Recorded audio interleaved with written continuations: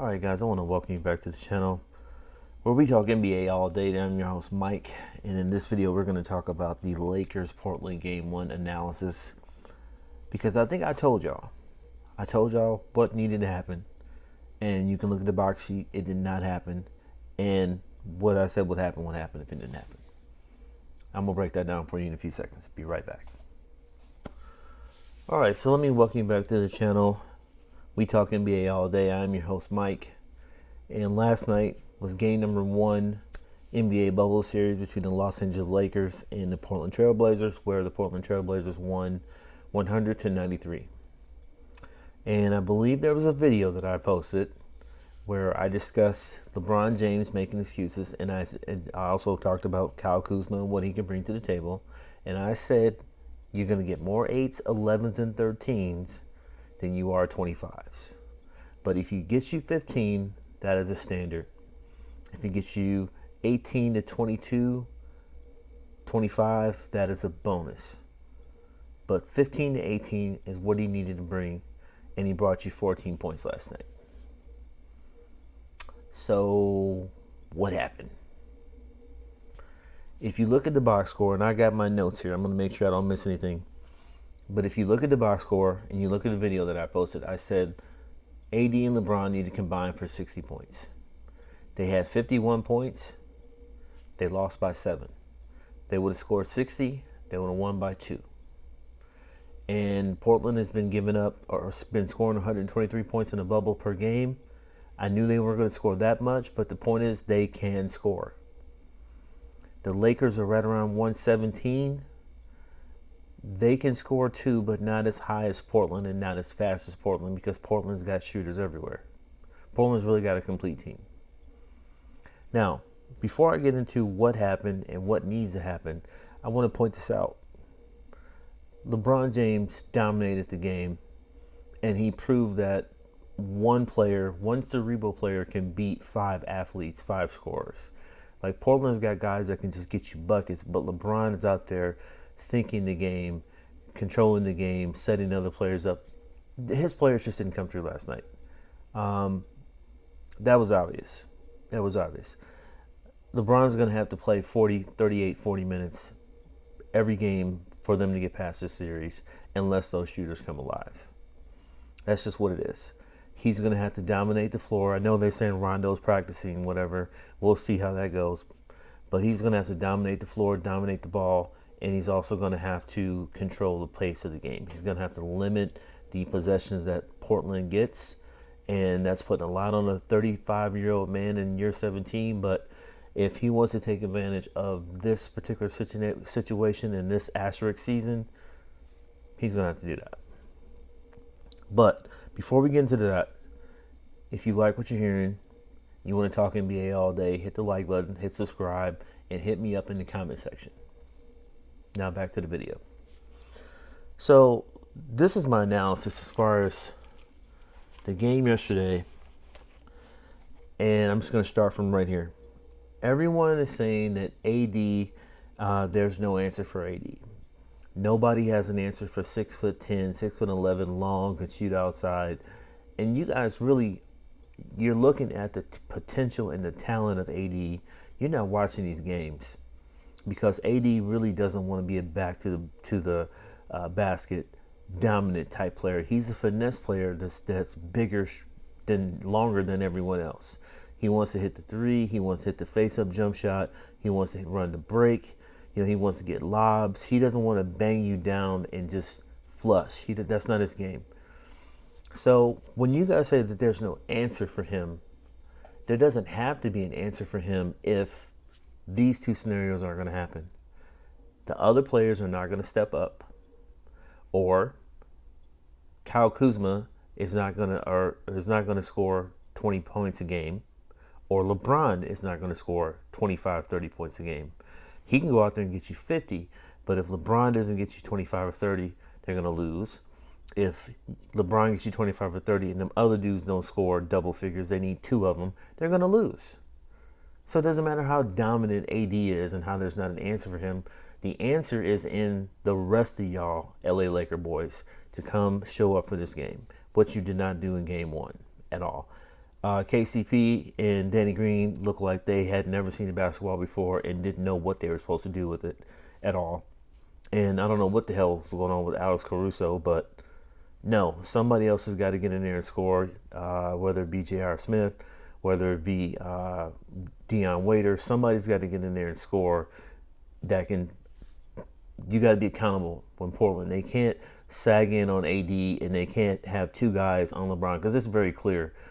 Moving right into my next point, they can't guard LeBron if he's going to the basket. If he shoots that janky three-point shot, then they can guard him just fine. He doesn't have a pull-up jump shot, so they can guard him just fine.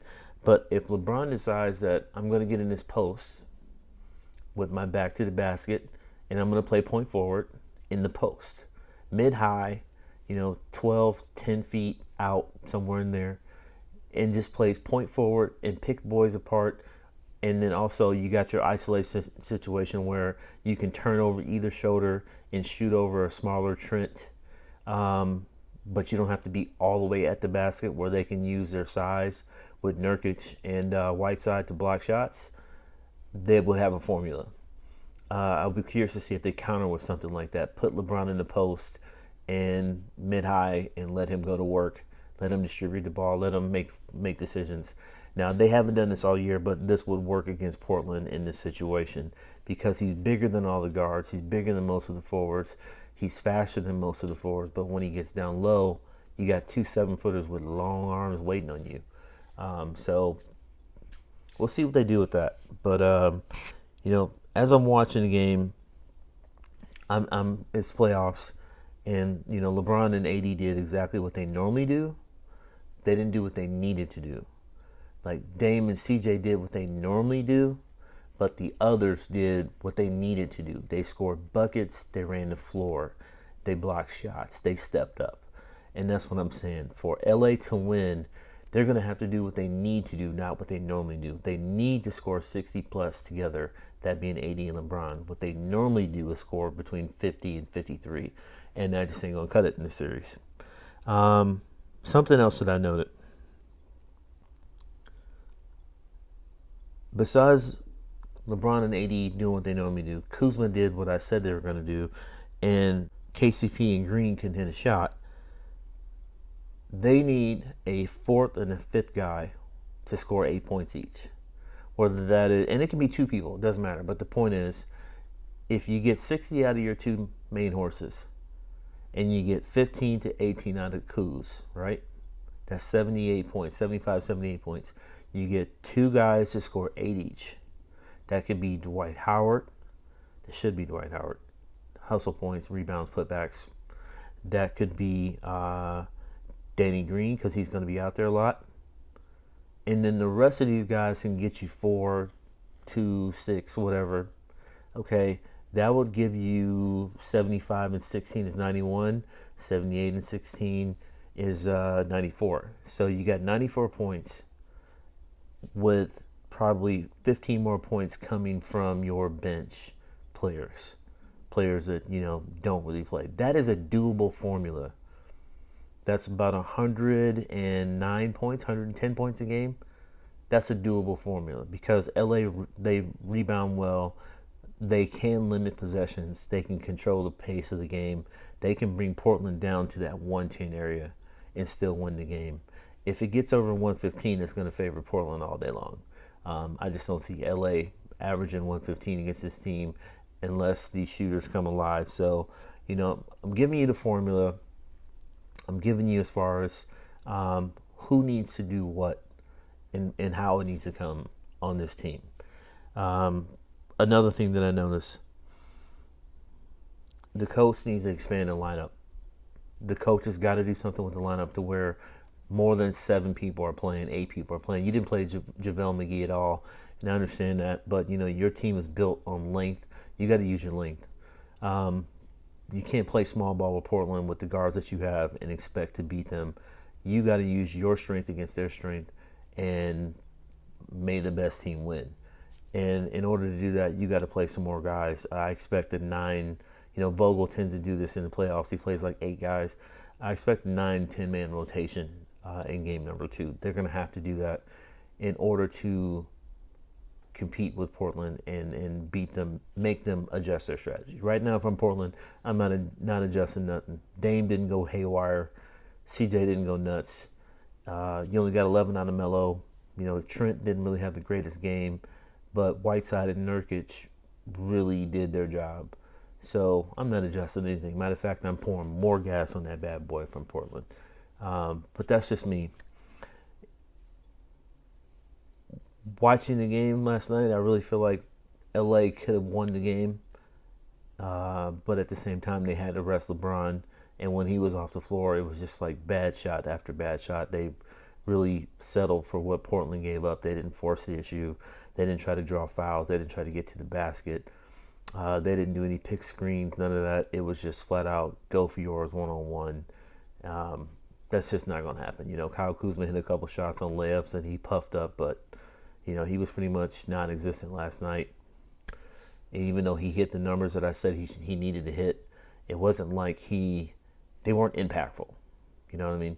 It was like, you scored 14 points. You did enough to keep us off you. But, if you want to be that guy, Kyle, you're going to have 18 impactful points and 22 if you want to win a title. And that's just what it is. 22 per win if you want to win a title. That's what it's going to take. And they're going to have to be timely points. When LeBron's not in the game or when LeBron's struggling, you're going to have to be that 22-point scorer.